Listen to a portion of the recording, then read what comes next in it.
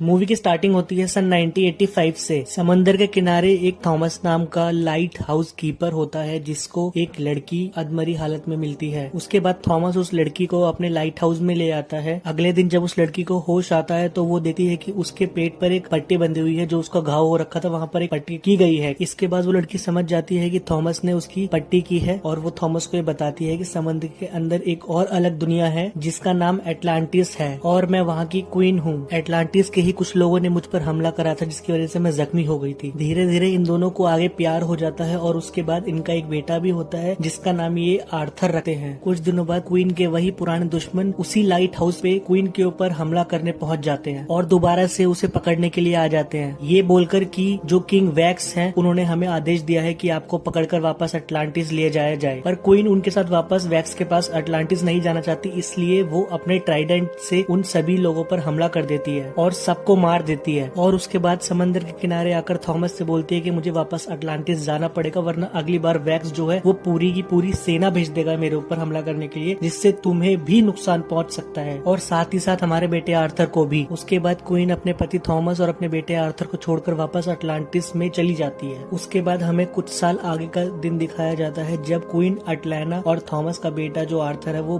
काफी बड़ा हो चुका है। आर्थर अपने स्कूल के साथ एक फिश एक्वेरियम में आता है और उसे वहाँ पर कुछ बच्चे बुली करते हैं काफी बुरी तरह। ये सब होता देख उसी एक्वेरियम में एक शार्क होती है जो कि काफी ज्यादा गुस्से में आ जाती है, अग्रेसिव हो जाती है और जो एक्वेरियम का ग्लास होता है उसे तोड़ने की कोशिश करती है। ये देख आर्थर अपना राइट हैंड शार्क की ओर बढ़ाता है और उसको शांत कर देता है। तब हम ये चीज समझ पाते हैं कि आर्थर जो है वो समंदर के सारे क्रीचर्स को अपने कंट्रोल में कर सकता है। ये सब देखकर एक्वेरियम के सारे लोग काफी ज्यादा शॉक हो जाते हैं। कुछ सालों बाद हमें दिखाया जाता है कि क्वीन एटलाना जो है अपने काफी अच्छे योद्धा को जिसका नाम वल्को होता है आर्थर के पास भेजती है ताकि वो उसे समंदर के अंदर के अच्छी तरीके से कॉम्बैट वगैरह सिखा सके। और साथ ही साथ वल्को जो है वो आर्थर को पानी की दुनिया के बारे में और भी ज्यादा चीजें और भी ज्यादा जानकारी देता है और आर्थर को बताता है कि वो एक राजकुमार भी है और जो आर्थर के पास ट्राइडेंट है वो एक शाही ट्राइडेंट है और उसे वो ट्राइडेंट चलाना सीखना होगा। पर आर्थर जो है वो अपनी माँ के पास वापस जाना चाहता है, पर वल्को इस पर कहता है कि तुम्हारी माँ को इस दुनिया में जो सबसे ज्यादा प्यारा था वो असल में तुम ही थे बड़ा, पर तुम्हारे पिता से मिलने से पहले जो क्वीन थी उनका रिश्ता जो है वो किंग और वैक्स से तय हो चुका था। इसीलिए जब तुम्हारी माँ तुम्हारे पिता के साथ थी तो राजा और वैक्स के सैनिक जो थे वो उन पर बार बार हमला करने आते थे ताकि उन्हें वापस अटलांटिस ले जाया जा सके। तुम्हारी जान बचाने के लिए क्वीन को वापस अटलांटिस लौटना पड़ा और राजा को उनका वारिस देना पड़ा उनसे शादी कर। पर जब और वैक्स को पता चला कि तुम्हारी माँ का एक और नाजायज बेटा है जो कि आधा इंसान है तो ये चीज वो बर्दाश्त नहीं कर पाया और तुम्हारी माँ को मरवा दिया। ये सुनने के बाद आर्थर को काफी ज्यादा दुख होता है और आर्थर की अटलांटिस जाने की इच्छा हमेशा के लिए खत्म हो जाती है। उसके बाद इस घटना के कई सालों बाद हमें दिखाया जाता है एक रशियन सबमरीन को। उस सबमरीन पे कब्जा करने के लिए कुछ समुद्री लुटेरे उस सबमरीन पर घुस जाते हैं, पर तभी वहाँ पर आर्थर आ जाता है और उन सभी लुटेरे को मार देता है और साथ ही साथ सबमरीन के अंदर जितने भी सिपाही थे उन सबको बचा लेता है। उसके बाद आर्थर उस सेक्शन में पहुंच जाता है सबमरीन के जहाँ पर समुद्री लुटेरों का जो बॉस होता है और वो उस पर हमला कर देता है, पर आर्थर जो कि काफी ज्यादा पावरफुल है इसीलिए वो आर्थर के आगे टिक नहीं पाता। इनके बीच में काफी ज्यादा फाइट होती है। अभी वहाँ एक आदमी आता है जो कि डेविड के फादर होते हैं, एक्वामैन, यानी कि आर्थर और डेविड के बीच की लड़ाई के दौरान डेविड के पिता के पैरों पर एक मिसाइल आ गिरती है और वो फंस जाता है। डेविड अपने पिता को बचाने की बहुत कोशिश करता है, उस मिसाइल को उठाने की बहुत ज्यादा कोशिश करता है बट वो नहीं कर पाता और उसके पिता की वहाँ मृत्यु हो जाती है, वो मर जाते हैं। हादसे के बाद डेविड के अंदर इतना गुस्सा भर जाता है कि वो एक्वामैन को बस किसी भी हालत में मारना चाहता है। उसके बाद हमें समंदर के अंदर एटलांटिस शहर को दिखाया जाता है जहाँ पर 7 अलग अलग राज्य हैं। इन राज्यों में से एक का राजा होता है किंग ऑर्न जो कि ऑरवैक्स और क्वीन एटलाना का बेटा होता है। ऑरवैक्स जो है वो अब मर चुका है, यानी कि जो किंग ऑर्म है वो एक्वामैन का छोटा भाई है, सौतेला है। ऑर्म इंसानों से नफरत करता है इसलिए वो समुद्र के दूसरे राजा जिनका नाम नीरस होता है उन मिलता है। नीरस को कहता है कि इंसान जो है वो समंदर की सतह पर गंदगी मचा रहे हैं, हमारा पानी जो है वो काफी ज्यादा गंदा हो रहा है और हमारी मछलियां हैं और समंदर के और जो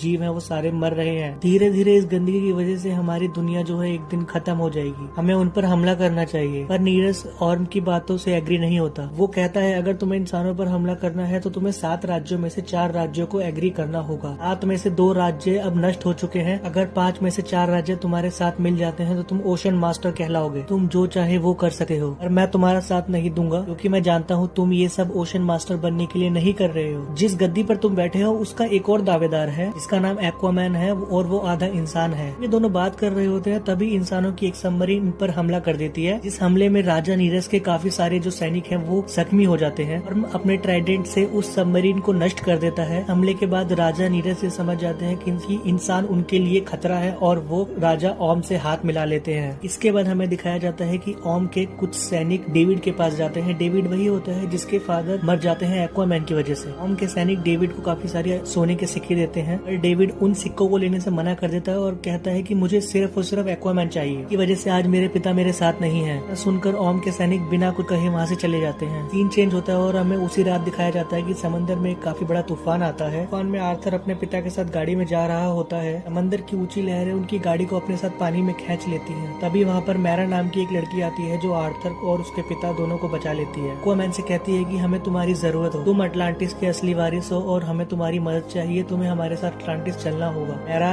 राजा नीरस की बेटी होती है जो कि अब ओम के साथ मिल चुका है और एक्वामैन यानी कि आर्थर वापस अटलांटिस नहीं जाना चाहता क्योंकि वहीं के राजा ने एक्वामैन की माँ को मरवाया था। मैरा के काफी ज्यादा कहने के बाद वो वहाँ पर चला जाता है। वहाँ जाकर आर्थर वल्को से मिलता है। वल्को वही होता है जिसने आर्थर को फाइट की सारी स्किल्स सिखाई थी। वल्को आर्थर से कहता है कि तुम्हारे सौतेले भाई और ने राजा नीरस को अपने साथ मिला लिया है और अब वो दोनों मिलकर 2 और राज्यों को अपने साथ मिलाना चाहते हैं। अगर ऐसा हो गया तो इस दुनिया को तबाही से कोई नहीं बचा सकता। वल्को एक्वामैन को एक ट्राइडेंट दिखाता है और कहता है ये अटलांटिस के पहले राजा का ट्राइडेंट है। इसे पोसाइडन के लोहे से बनाया गया था। इसमें इतनी शक्ति थी कि समंदर के सभी जीव को इशारों पर नचा सकता था। ये उस समय की बात है जब अटलांटिस पानी के ऊपर रहता था, पर राजा के कुछ शोधों की वजह से ऐसा भूकंप आया जिसकी वजह से पूरा का पूरा अटलांटिस शहर समंदर के अंदर समा गया। धीरे सभी ने पानी के अंदर सांस लेना भी सीख लिया। इस दुर्घटना की वजह से राजा ने अपने आप को कभी माफ नहीं किया और अपने आप को गुमनामी की जिंदगी में पहुंचा दिया। से लेकर आज तक राजा और उसके ट्राइडेंट को किसी ने नहीं देखा। कोई भी उस ट्राइडेंट को वील्ड करेगा, पूरे समंदर पर राज करेगा। को एक्वामैन से कहता है मैं चाहता हूँ कि तुम वो ट्राइडेंट ढूंढो, अटलांटिस के नए राजा बन जाओ। एक्वामैन को धातु की एक चीज दिखाता है, बताता है कि कुछ वक्त पहले हम लोगों को ये चीज मिली थी क्योंकि उस वक्त है जब अटलांटिस जमीन पर था। हमें पूरा यकीन है कि पहले राजा ने इसके अंदर कोई संदेश हमारे लिए रखा है, हमें ट्राइडेंट तक पहुंचा सकता है। हमें डेजर्टेड किंगडम की कुछ निशानियां मिली हैं, हमें इसे वही ले जाना होगा और इसके अंदर जो मैसेज है उसको समझना होगा। शायद तुम राजा के मकबरे तक पहुंच जाओ और वहाँ तुम्हें ट्राइडेंट भी मिल जाए। तभी वहाँ ओम के सिपाही आकर एक्वामैन को पकड़ लेते हैं और उसे बंदी बना लिया जाता है। एक्वामैन किंग ओम को चैलेंज करता है एक फाइट के लिए, जिस पर उसका चैलेंज एक्सेप्ट कर लिया जाता है। पर मीरा ओम से कहती है ये तुम्हारा भाई है, तुम्हें लड़ाई नहीं करनी चाहिए, क्योंकि मीरा और ओम की शादी होने वाली होती है। पर ओम जो है वो मीरा की बात नहीं मानता। इसके बाद ओम और एक्वामैन की एक काफी बड़ी फाइट होती है। एक तरफ एक्वामैन के पास उसकी माँ का ट्राइडेंट होता है, वहीं दूसरी तरफ ओम के पास उसके पिता का ट्राइडेंट होता है। पर तभी इन दोनों भाइयों के बीच की फाइट में एक ऐसा मोमेंट आता है जब किंग ओर्म आर्थर के ट्राइडेंट को तोड़ देता है जो कि उसकी माँ का था। ओर्म आर्थर को मारने ही वाला होता है, तभी मीरा उस पर हमला कर देती है और एक्वामैन को लेकर वहाँ से निकल जाते हैं। इसके बाद ये दोनों सहारा रेगिस्तान में पहुंच जाते हैं जिसके नीचे किंगडम ऑफ डेजर्ट होता है। ये वो जगह होती है जहाँ पे अटलांटिस के पहले राजा का ट्राइडेंट बनाया गया हुआ था। ट्राइडेंट बनाया था पोसाइडन के स्टील से। अब ये लोग उस धातु की चीज को जो कि वेल्को ने दिया था वहाँ रखते हैं जहाँ पर ये ट्राइडेंट बनाया था, मशीन पर बनाया था। वहाँ कुछ नहीं होता। तभी मीरा एक्वामैन के माथे का पसीना लेकर उस मशीन पर डालती है तो वो मशीन एक्टिवेट हो जाती है, क्योंकि काफी साल पहले ये जगह पानी में डूबी हुई थी और इस मशीन को एक्टिवेट करने के लिए पानी की जरूरत होती है। मशीन एक्टिवेट होने के बाद उनको वहाँ पर एक मैसेज मिलता है जो कि राजा के होलोग्राफिक इमेज के थ्रू होता है। तो बताते हैं इस ट्राइडेंट के अंदर बहुत ज्यादा शक्ति है, अगर ये गलत हाथों में पड़ गया तो पूरी दुनिया तबाह हो जाएगी, और अगर ये सही हाथों में लगा जो इसका वारिस है, और इसके लिए उसे अपने आप को साबित करना होगा। उसके बाद मशीन के अंदर से एक कांच की बोतल निकलती है जिसके अंदर एक नक्शा होता है, जिसके मुताबिक उन्हें इटली जाना होता है। ये लोग इटली के एक शहर में पहुंचते हैं। वहां पहुंचने के बाद उन्हें उस लोकेशन के बारे में पता चल जाता है जहां पर ट्राइडेंट है। दूसरी तरफ हमें डेविड दिखाया जाता है जिसके पास ओर्म के कुछ सैनिक आते हैं और डेविड को एक सूट देते हैं जो वहाँ के वॉरियर्स पहनते हैं। डेविड उस सूट को और भी ज्यादा मॉडिफाई कर देता है और उसके अंदर काफी सारे हथियार और मिसाइल्स वगैरह लगा देता है ताकि वो एक्वामैन को मार सके। तभी एक्वामैन और मीरा को दिखाया जाता है जो कि उस जगह पर जाने की तैयारी करते हैं जहाँ पर ट्राइडेंट होता है। पर तभी डेविड उनके ऊपर हमला कर देता है। डेविड एक्वामैन पर भारी पड़ने लगता है, पर तभी एक्वामैन अपना तेज दिमाग चलाकर डेविड को हरा देता है और डेविड पहाड़ी से नीचे गिर जाता है। उसके बाद आर्थर और मीरा वहाँ से नाव के सहारे निकल जाते हैं। समंदर में काफी दूर आने के बाद इनके ऊपर कुछ क्रीचर्स हमला कर देते हैं जो कि बहुत ज्यादा खतरनाक होते हैं। समंदर का वो एरिया काफी ज्यादा डार्क होता है और वहाँ के जितने भी क्रीचर्स यानी कि जीव हैं वो रोशनी से दूर रहते हैं। तभी दोनों के दोनों रोशनी जलाकर पानी के अंदर कूद जाते हैं और ये जीव भी उनका पीछा करने लगते हैं। पर तभी अचानक इन्हें सामने एक रोशनी दिखती है। जब ये उस रोशनी की तरफ बढ़ते हैं तो ये देखते हैं वो रोशनी दरअसल एक पोर्टल होता है। उस पोर्टल के थ्रू ये दोनों एक दूसरी जगह पहुंच जाते हैं जो कि कि लॉस्ट किंगडम होता है जो कि हजारों सालों पहले खो गया था। जब ये दोनों यहाँ आते हैं तो ये देखते हैं इन्हें यहाँ पे एक लेडी मिलती है जो कि और कोई नहीं आर्थर की माँ यानी कि क्वीन एटलाना ही होती है, जो कि अभी भी जिंदा होती है। एक्वामैन अपनी माँ को देखकर बहुत खुश होता है और उन्हें गले से लगा लेता है। उसकी माँ उसे बताती है कि जब मैं एटलांटिस वापस आई तो मुझे राजा और वैक्स से शादी करनी पड़ी और हमारा एक बेटा भी हुआ, पर जब उन्हें तुम्हारे बारे में पता चला तो वो नफरत से भर गए और मुझे उन जीवों को सौंप दिया जिसने तुम लोगों पर हमला किया था। और जिस तरह पोर्टल के जरिए तुम इस आइलैंड पर पहुंचे उसी तरह मैं भी उस पोर्टल के थ्रू ही इस आइलैंड पर आई थी, पर यहाँ से निकलना नामुमकिन है। अगर हमें यहाँ से निकलना है तो हमें ट्राइडेंट को हासिल करना होगा। पर ट्राइडेंट की रक्षा एक बहुत भयानक जीव करता है जिसका नाम कैराथिन है। उसके बाद एक्वामैन ट्राइडेंट को लेने निकल पड़ता है और जब वो अंदर पहुंचता है तो वो देखता है उसके सामने ट्राइडेंट है। इससे पहले वो ट्राइडेंट तक पहुंचता कैराथिन उस पर हमला कर देता है। एक्वामैन कैराथिन की बात सुन सकता है और उससे बात करना शुरू करता है। कैराथिन ये सुनकर चौंक जाता है और कहता है कि पहले राजा के बाद तुम ही ऐसे हो जिससे मैंने बात की है और जो मुझे सुन और समझ भी सकता है। एक्वामैन कहता है मैं यहाँ पर आया हूँ अपने लोगों को बचाने के लिए, ये ट्राइडेंट ही हमारी आखिरी उम्मीद है। कैराथिन जो कि ट्राइडेंट का रक्षक है वो कहता है ठीक है मैं तुम्हें एक मौका देता हूँ, आज तक कोई भी राजा के हाथ से वो ट्राइडेंट नहीं खींच पाया है, अगर तुम भी कामयाब नहीं हुए तो मैं तुम्हें खा जाऊंगा।